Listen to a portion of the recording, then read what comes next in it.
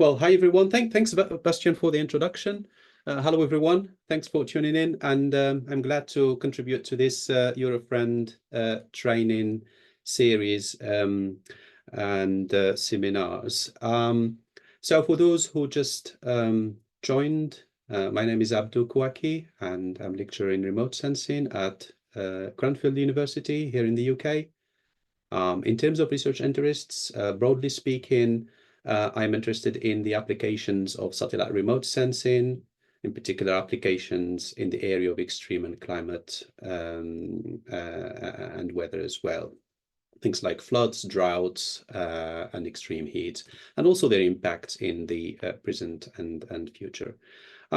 So as Bastian mentioned, the aim of this training session is to introduce you to the concept of cloud native geospatial, and also demonstrate how to use the spatial temporal asset catalog or STAC API to retrieve data, and we'll be looking at particularly Microsoft Planetary Computer. Okay. Just before I carry on with the next few slides, and for those who would like to execute the code with me later during the hands-on session, please head to my GitHub page. As you can see, that's Khouakhi Eurofriend. So Khouakhi is Khouakhi, and then /Eurofriend. Let me just grab the laser pointer, and then navigate to the folder. So there is a folder called one script. So under that folder, there is a notebook, an R notebook called RStack Demo 1. So basically, once you click on that one, you will have it open exactly as shown in this page. So if you click on download, that's this a row here. It allows you to download that notebook. So once downloaded, it will be very quick. Then if you have R and RStudio in your machine, so you should be able to see the notebook in your R Studio. Okay. So yeah, so then later on, hopefully everyone will have that notebook, so then you can essentially follow the code execution as we go. So we're going to do that together and kind of in an interactive way. Unfortunately, there is no best way of doing kind of online I would say code execution in R. There are a few solutions, including Binder and so on, Colab, but there are always, some installation time that would be needed anyway. So I thought that way would be maybe a better way. Okay. So moving on. So like I said, hopefully by the end of this session, you should be able to describe the concept of cloud native geospatial technologies, and also the file formats related to the cloud native geospatial. Demonstrate how to interact with STAC APIs using R, and also retrieve spatial data for your area of interest. And we're going to be using Microsoft Planetary Computer endpoint to demonstrate how to interact with STAC API. Okay.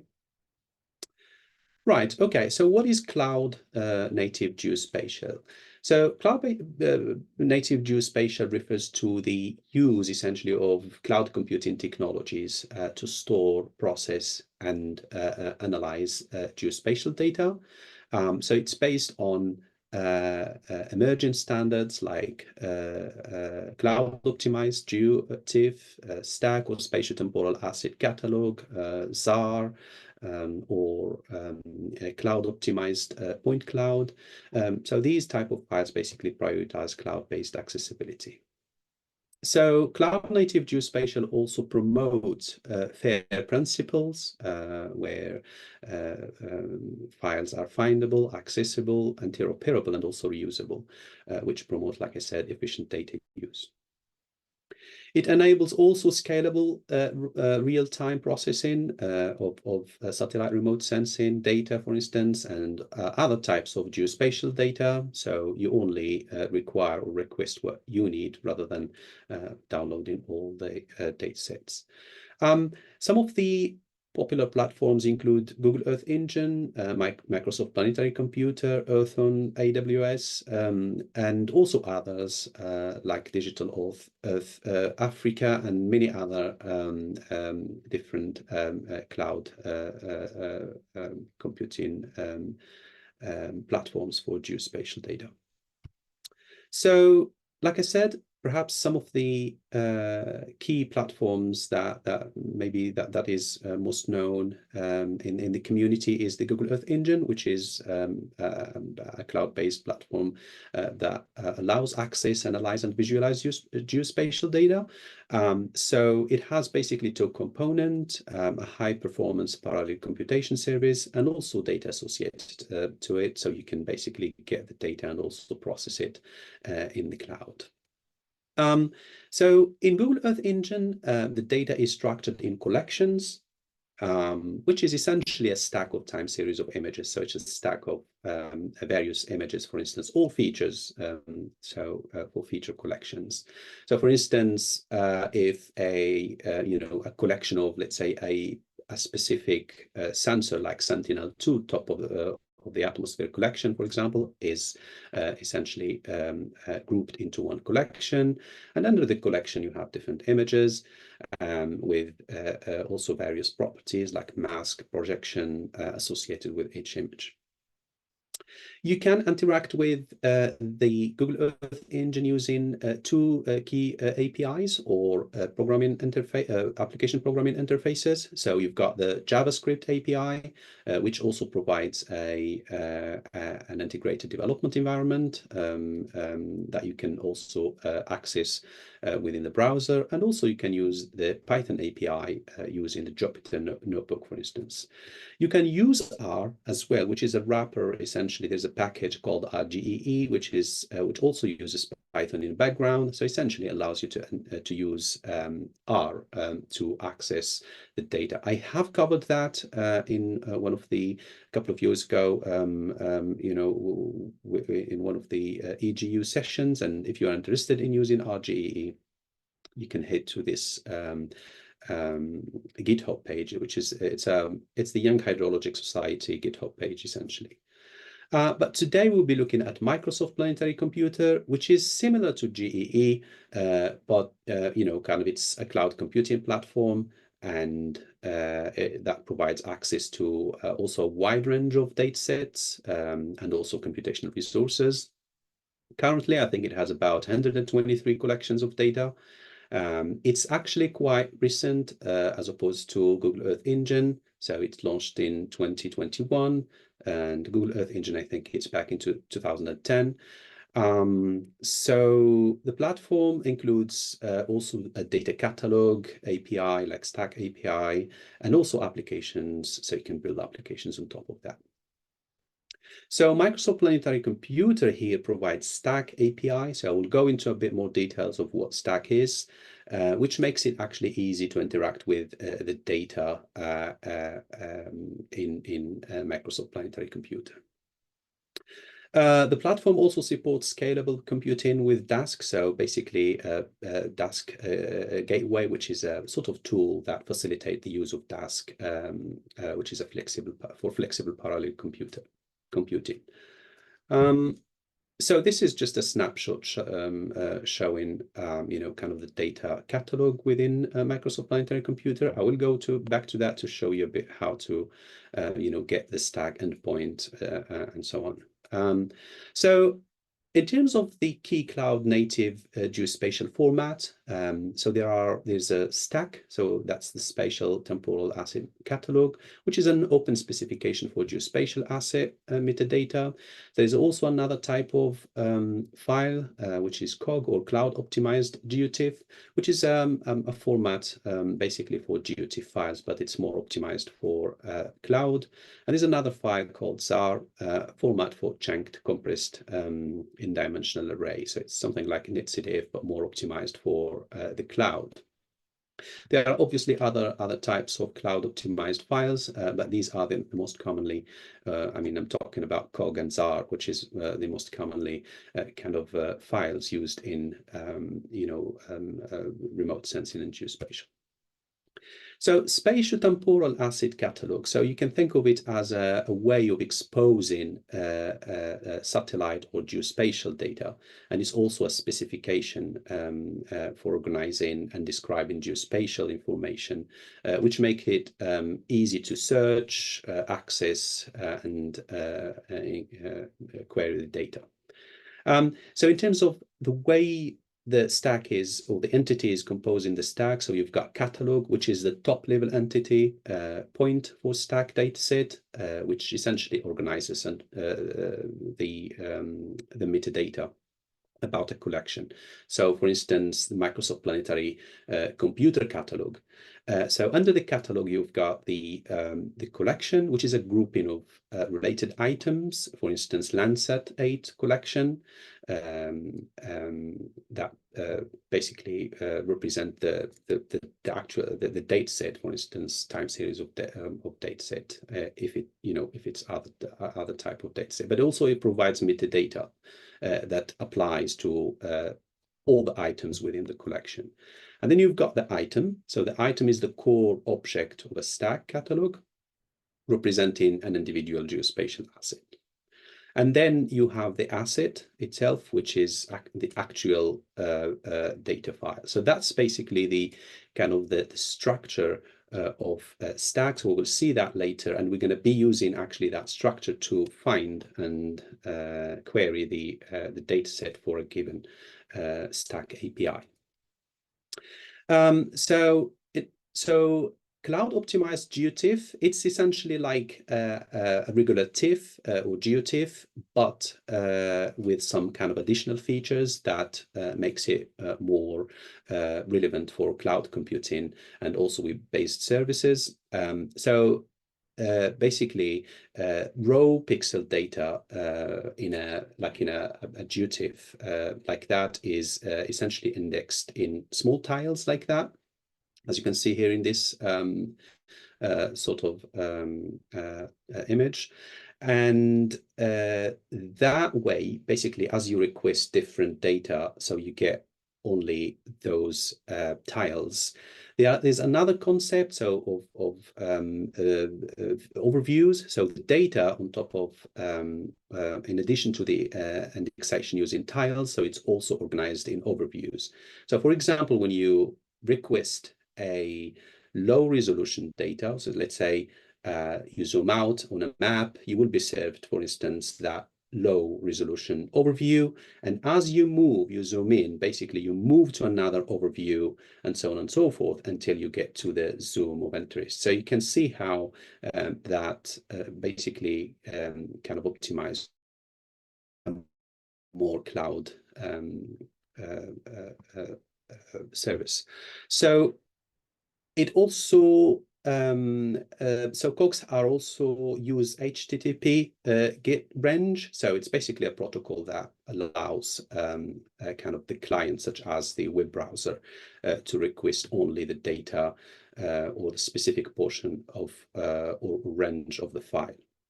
Okay, so think of it as a geotiff, but more optimized for the cloud. So allow you to just request the data of interest rather than the whole geotiff as you would as it was done traditionally by kind of downloading the whole geotiff.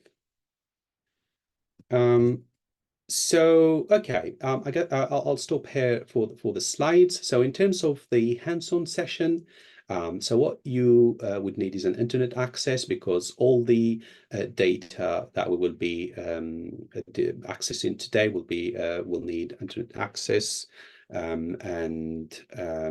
You know, I mean, obviously you have internet access, because without that, you won't be here. R and R Studio.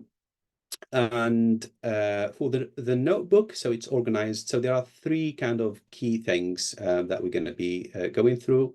So that's how to use RStack first to interact with Microsoft Planetary Computer data. So RStack is an R package. Demonstrate how to retrieve data over a river basin of interest. So we'll be looking at a river basin in Africa in this case, and essentially providing all like the examples I provide here show how to get DM data and also downscaled CMIP6 data. Okay. I provide here also some relevant documentations around the things like some of the tutorials, the data catalog, Stack browser that we will be looking at now, Stack index, and also the RStack package vignette. I don't know. I think the presentation will be shared, so you'll be able to click on these files to get the data set. Okay, so I'm going to move straight away to the demo.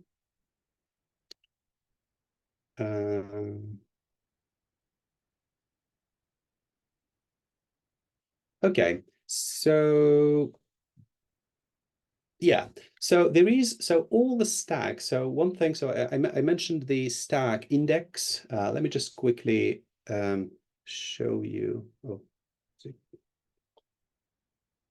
Yeah, just yeah. So this is the just I wanted to show you, for example, the stack catalog. So all the providers of geospatial and satellite remote sensing data that actually use Stack, the Stack APIs and catalogs are indexed in this Stack index. So you can see various types of data out there. Some of them are public only, and some of them are kind of protected. Now let's click, for example, public. You can see, I'm just looking for the Microsoft Planetary Computer, because that's the one that we're going to be using. Microsoft, yeah. So this is, for instance, the Stack API for the Microsoft Planetary Computer. If you click on it, you should see basically various collections under that catalog. Okay, so all the data sets you can see here. This is what we're going to be using later in the script. That's the stack endpoint that we're going to be actually using to query the data set under this stack. Similarly, you can do, there's also another Stack browser, which is, I think it provides a search of, for example, Microsoft Planetary Computer. So you can, if you click on it, you can see all the data sets out there. Okay. Yeah, so for example, yeah, all of the land covered data and so on. Alternatively, if you know, for example, which provider that you're interested in this case, we will be looking at Microsoft Planetary Computer. So you can go to Planetary Computer here, go to Data Catalog, and again, you can kind of navigate see the data set out there. You can always click on the data of interest to explore before starting the coding. So here, for instance, I'm looking at Landsat collection level 2. Here, you can see here the stack collection. This is the address or the endpoint of the stack collection. Pretty much the same. It's basically the same as this one this one that you can get from here, or from here, for instance, if you're using. Let me move that here. Microsoft. So you go to source, for instance, you can see here that stack metadata file located. So it's, yeah, there are various ways of, so if you're looking at, something, let's say you wanted I don't know, like digital Earth Africa, digital, oh, come on, digital Earth Africa. Yeah, so you can see there, stack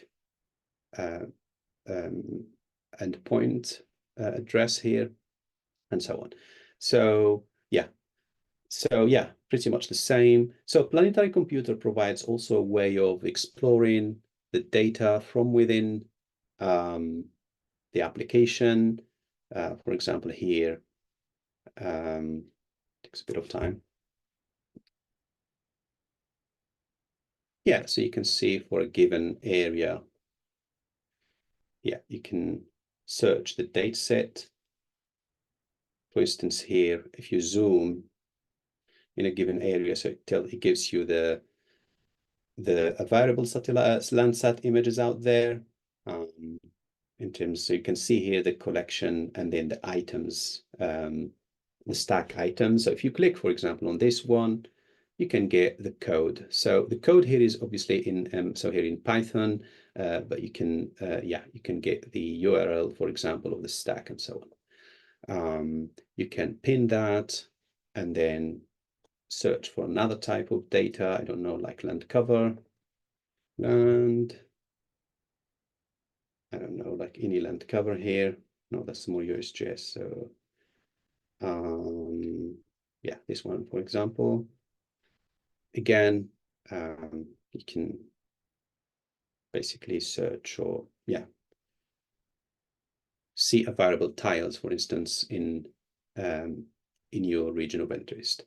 So that's more really to understand and explore a little bit what's out there. Now, how to query, how to get this data set into your session. And this is what we're going to be doing next. So this is just really to show you how the data is structured. So when we go through collections, items, and assets, you understand, kind of what a collection means and what the assets and the other components mean as well.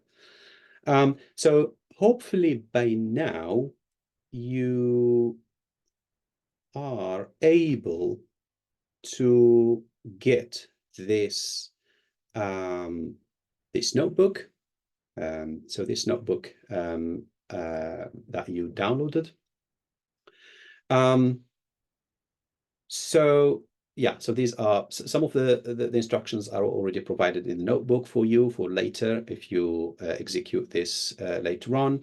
For those of you who don't have packages installed, so this, if you click that cell, essentially what it does, it looks for your installed packages, and if it didn't find these, it will install them for you. So if you run this, you basically will be installing the packages that are needed for this session and not installed. Okay. Next. So next we're going to be calling these libraries.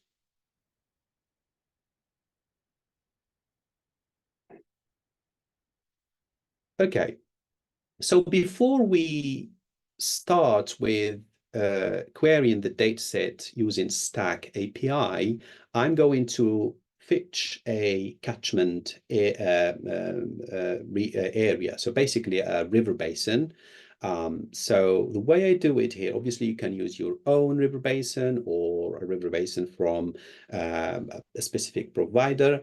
But what I did here is I went to the hydro river basin. So that's the so hydro basins basically provides a global river basins, and you could essentially download that using different levels.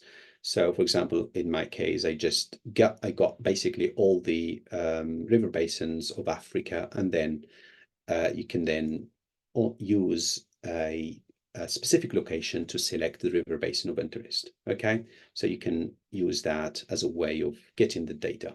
So if I run this, so here is this. This is the hydro basin um, um, link URL for African basins. And then I essentially put this data set in a new file called data. So this will be created in your working directory. And then I unzip that file. Um, well, I name it first, and then I unzip that. Sorry, I download it and I unzip it, and then I remove it. Okay. So if you want it, you can just comment this line, right? So if you click on this cell, so you will basically download this dataset. Should be straightforward, but and quick. Anyway, so okay, tells me that kind of the data is downloaded, and it's about 5 MB. We'll just check the time.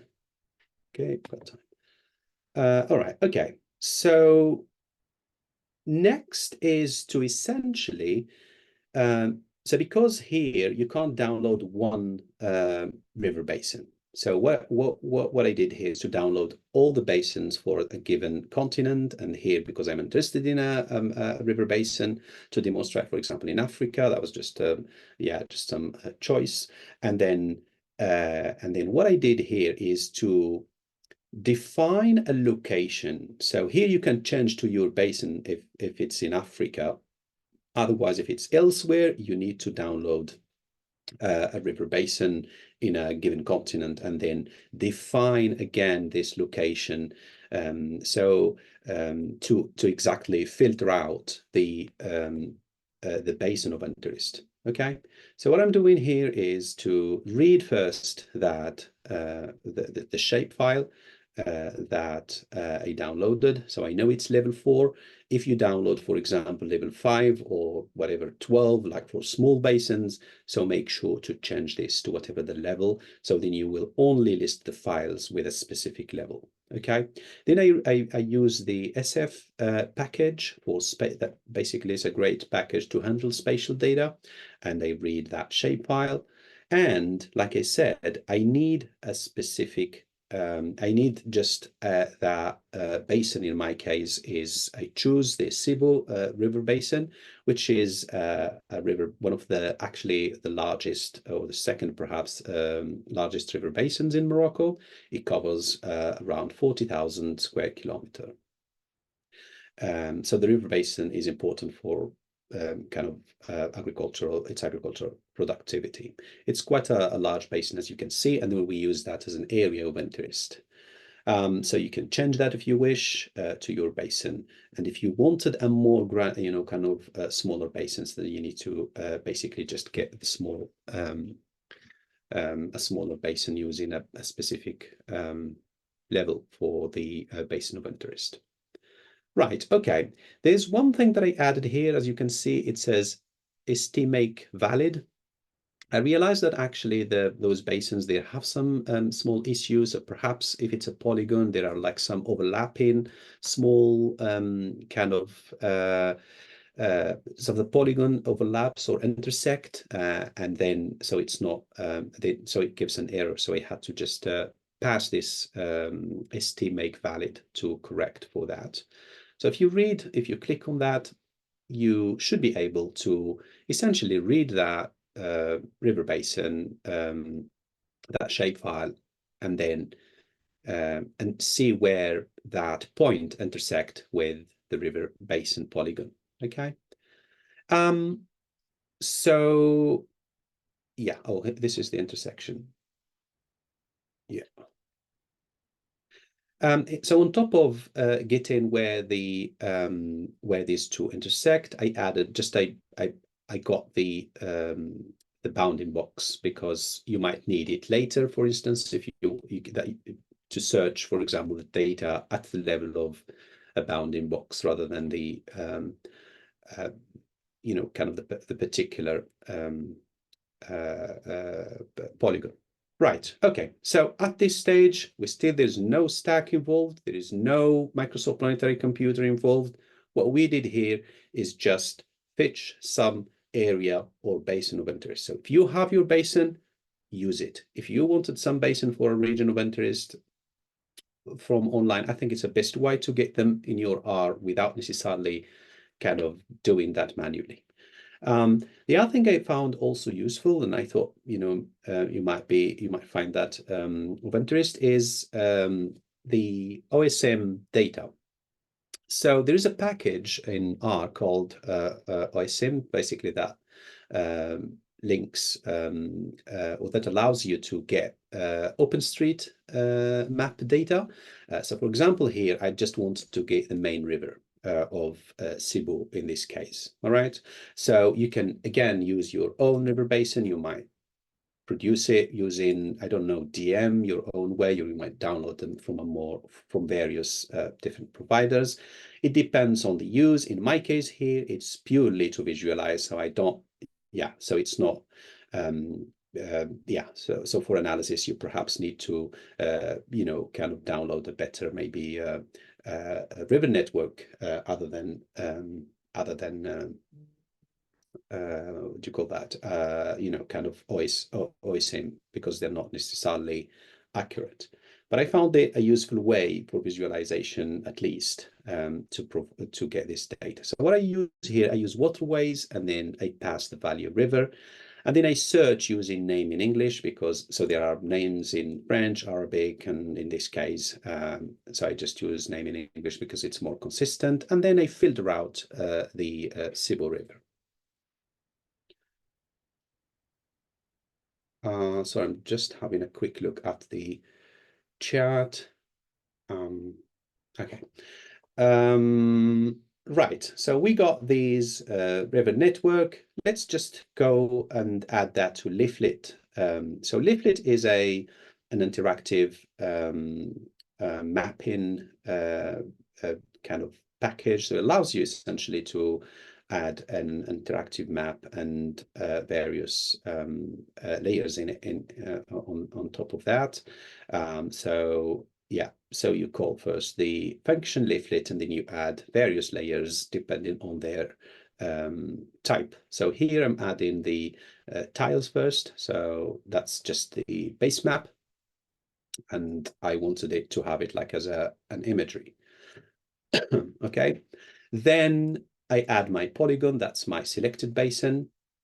Remember here, that's the basin I selected from all the hydro basins, the hydro basin, which is basically the Cebu basin in this case. And I add also the river network. So if I click on that, so hopefully it will show okay. Okay, so this is my river boundary. So you can see it's quite a large river basin with the main river added on top. So next, what I'm going to do is let's get some data set actually across this river basin. Again, it can be any area of interest. So if you have something else to change, you can,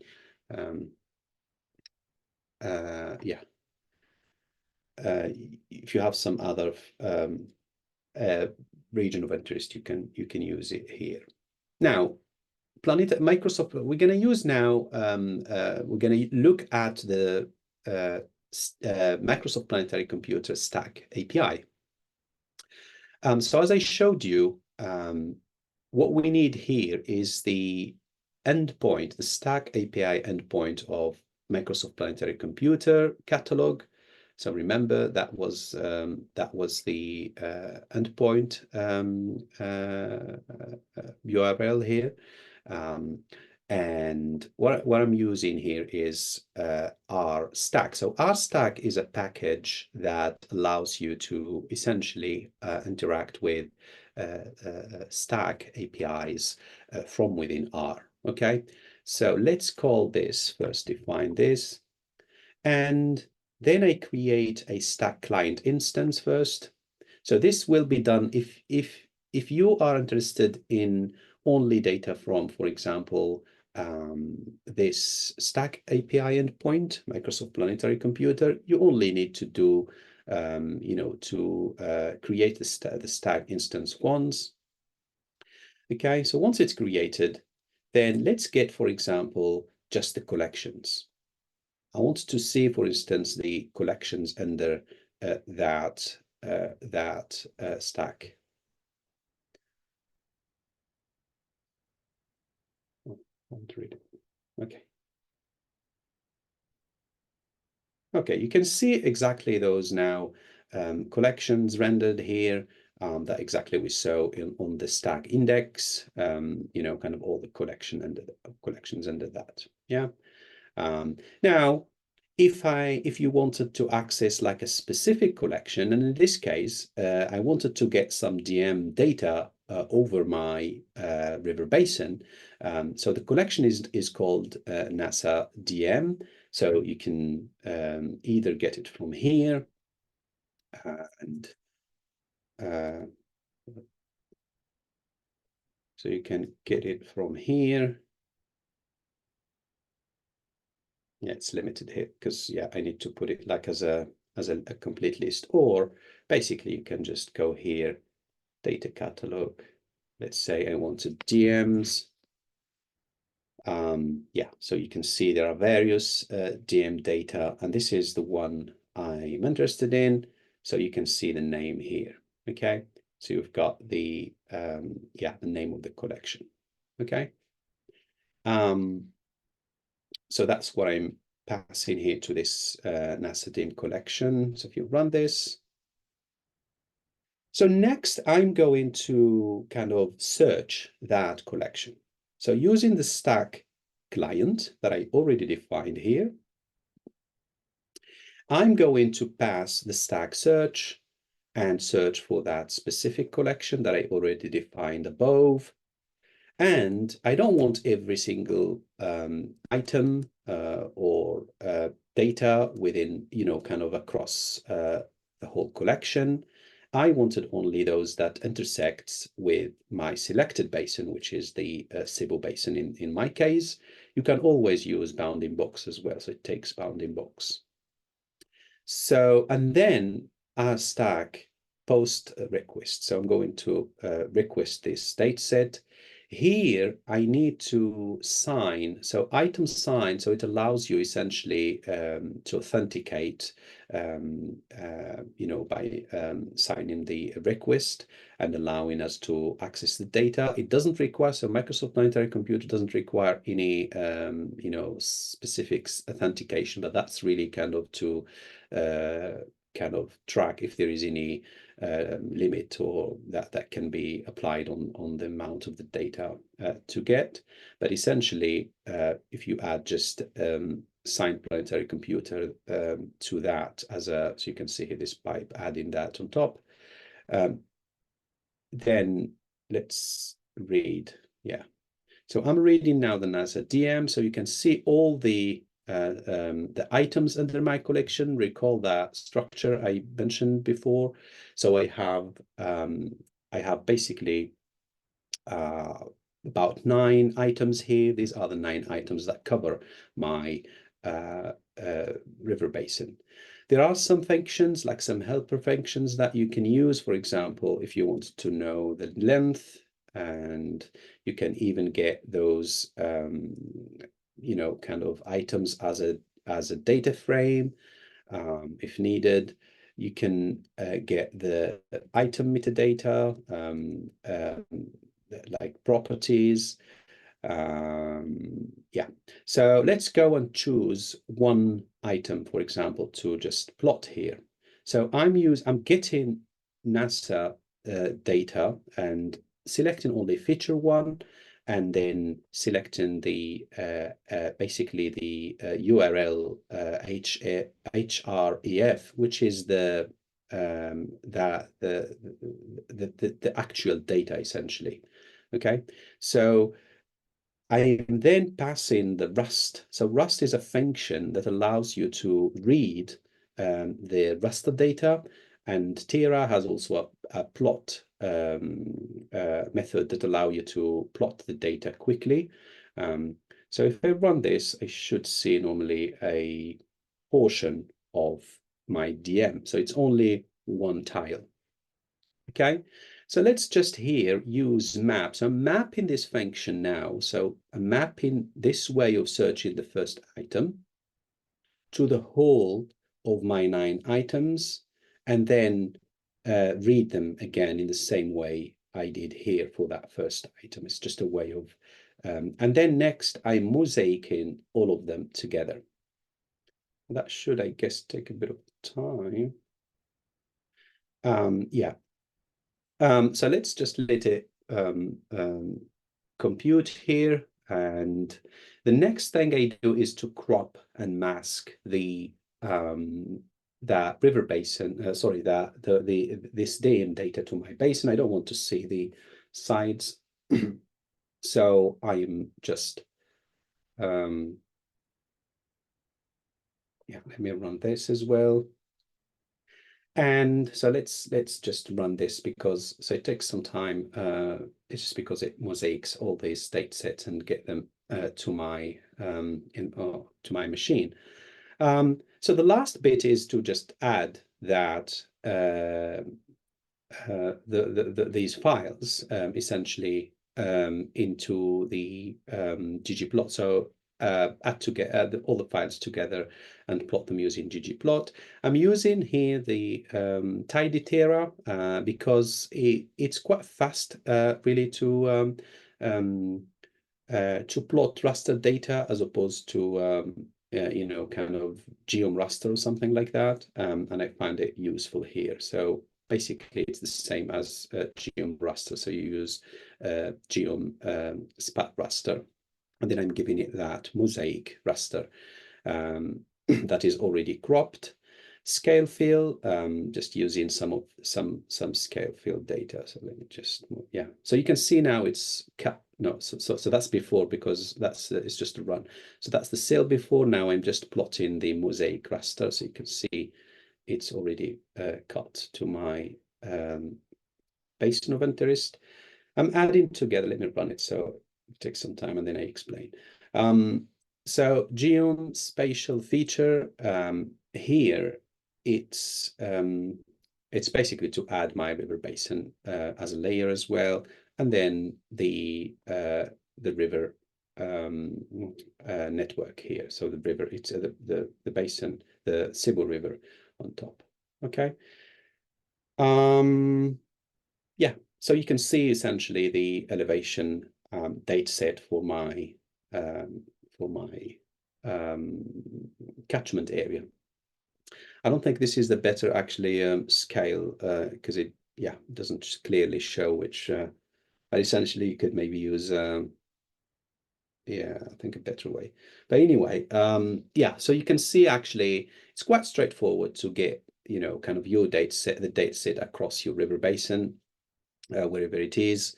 The another example, so we've got about 10 minutes here. I wanted to show you another example here of CMIP6 dataset, CMIP6 climate projections. So in the same way, I have already now defined my stack endpoint. So I'm going to use Planetary Computer, and I'm going to use this Earth Exchange Global Daily Downscaled Projections, which provide global downscale climate scenarios for CMIP6 GCM runs. So, sorry. So, yeah, so essentially, yeah, let me just go to this data. So data catalog, is it GCM? GCM? No, it should be projections. Yeah, so you have a bunch of different products out there. That includes that one. So this is the one I'm using here. So you can see it has, you know, kind of models, scenarios, variables, and years. This is the collection name. We've already defined this stack collection, stack Microsoft Planetary Computer stack endpoint here. So yeah, it's always useful sometimes to see what kind of data set out there, the type, and so on. Okay, so back to my notebook. So again, I'm defining here just a time because, you know, kind of the data, as you can see here. So you've got historical runs and yeah, we've got historical SSP 245 and then SSP 585, basically historical and future projections based on two scenarios. So in this case, I'm just, yeah, for this purpose of this demo, I'm using the, you know, 2050 to 2060 collection or time range. And then, yeah, use this stack client that is already defined above, search. So you can see it's quite actually an intuitive stack search. So you're searching basically that collection that I already defined here now. And again, I wanted only the data that intersect my river basin. So, okay, so let me remove that. If I run just that,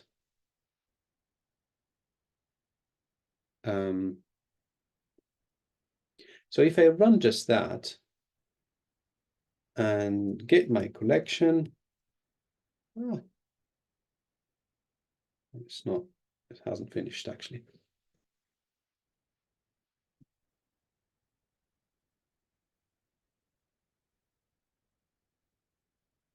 Yeah. What I wanted to show you here is, so essentially, if I run just that without doing this ext query function, that means I'm going to get everything, you know, kind of all the, there you go. So now you can see in my collection, you've got all the models. So for example, each model, climate model essentially, and then you have the SSP, that's the scenario, and then the year. So I've got 250 items. So that's more than that, but it just shows me at the moment 250 items, and they are arranged as model, scenario, and year, so on and so forth. So you can see how, but for the sake of this demo, I'm going to now, let's say, search past this property called CMIP6 model, access use access SIM2 climate model, and I wanted SSP 585, so you can always, yeah, use these filter, and then pass the post request to request the data. Again, here I'm passing the sign at the end. So if I run that now, my collection should be a little bit shorter now.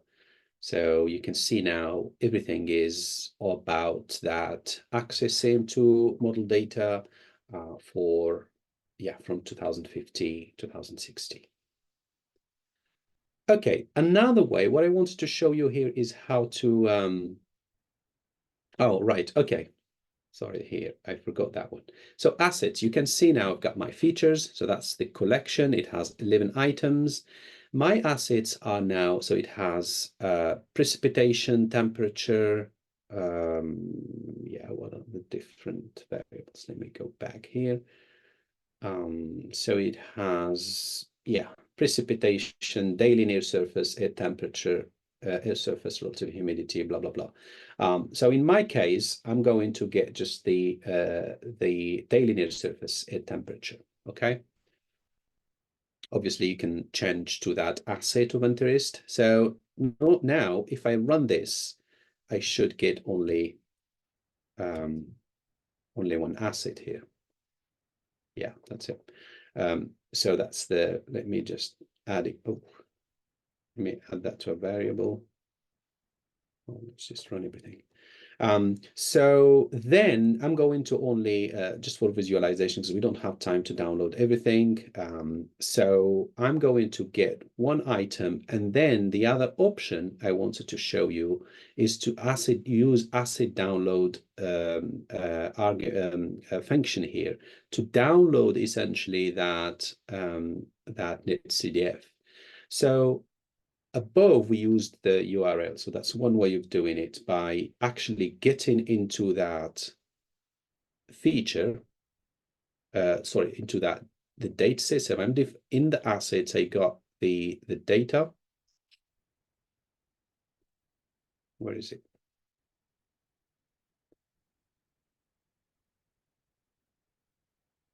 Yeah. So here I basically got the elevation data as the actual data, and then I mapped that across my whole collection. Okay, that's a way of actually, and then I mosaic that. Another way of doing it is you can actually pass. There is a function, for example, called assets download that you can use to download your data sets. Uh, yeah, that's what I'm going to do. So I'm downloading only the first feature. And the thing is, when you use download, so it basically put that into a series of folders. So basically it uses exactly the way the data is arranged in the um, uh, kind of on the cloud, and it creates some sort of default. It creates this folder. So you would need to pass or like indicate that path in order to read the data later on. Okay, that's the that's the only thing that you need to kind of manually adjust. I mean, it's not here. There's nothing you will adjust at your end, but I'm just saying that you need to, give it, um, indicate the path where the data is downloaded. So similar to the above, to the above example, I'm just reading that data set. It's a netcdf, but can be read by Rust. That's the function from Terra, and because it's quicker. The data actually in the longitude, you will see if you don't pass this rotate, it's basically, it's not centered in zero. So you have the data from 0 to 360 for the longitude. So we have to rotate this, the data set in order to be centered, to have minus 180 and 280 and centered on zero. So yeah, this is what this function does. And then I'm again cropping this data set to the selected basin and plotting that. So you can see here, this is the temperature for January 1st, 2016 across my river basin. You can always transform that to a data frame. So you use the Terra as data frame, and just taking the mean essentially across my river basin here. And this is just to use again in the same way, add to the leaflet. Okay, so yeah, that's it really. I think I'm a little bit run out of time, but yeah. So if there is any, let me just see if there's any immediate question.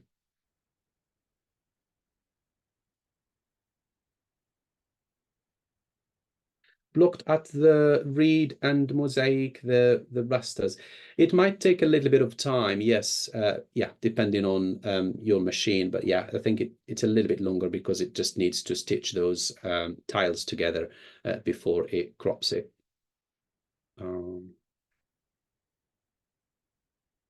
Yeah, okay. So essentially, this tutorial is actually, as you can see, itself. So I provided also, kind of instructions in at the top of each cell. So yeah, there is nothing really that everything can be downloaded, online. So yeah. I don't know if there is any questions.